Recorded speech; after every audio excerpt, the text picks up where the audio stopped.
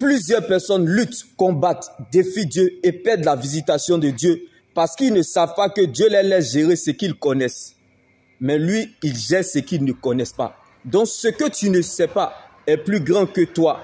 Car un homme spirituel ne tient pas compte du commencement. Car nous ne marchons pas par la vue, mais par la foi vers la fin. Donc la fin d'une chose vaut mieux que son commencement. Car Dieu ne commence jamais quelque chose sans l'achever. Jésus-Christ est la finalisation de ce qu'il commence.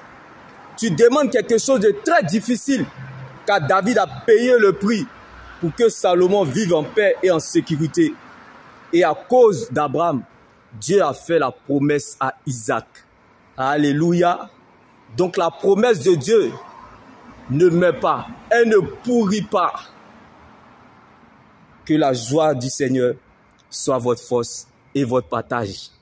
Et que Dieu te donne son repos dans cette très longue attente, comme Jésus qui dormait pendant la tempête. Car lorsque Dieu révèle un fait, il va jusqu'au bout de sa délivrance complète. Quand il t'attend à la tête, il compte sur lui-même pour t'accompagner. Alors si c'est à cause de toi, tu perdras la bataille. Mais à cause de Dieu, tu gagneras le combat. Donc la vie de Dieu qui est en toi est trop important pour qu'une flèche te tue. Quelle que soit la vieillesse de ta situation, comme Abraham, il n'y avait plus d'espoir et pourtant Abraham a espéré. Quelle que soit la vieillesse de ta situation, comme Abraham, le capital vie de Dieu qui est en toi te rassurera coûte que coûte jusqu'au bout, tu y arriveras.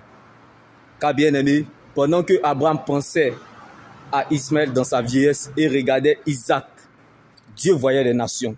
Donc ce qui arrive est mieux que ça. Ce que Dieu te réserve est plus grand que ce que tu regardes ou vois aujourd'hui. Donc la foi ne regarde pas ce qu'elle voit, mais elle s'attache plutôt à ce qu'elle croit. Car Gédéon était faible, mais la faiblesse de Gédéon était Christ. Donc là où se trouve ta richesse, c'est là où se trouve ton cœur. Alléluia. Donc je prie que là où tu es, Dieu t'utilise pour commencer une grande histoire dans le monde. Que là où tu es soit le point de départ. Que là où tu es soit le point de départ que Dieu utilise pour commencer une grande histoire dans le monde, comme l'histoire de Gédéon. Car la meilleure prédication, c'est votre propre histoire avec Dieu.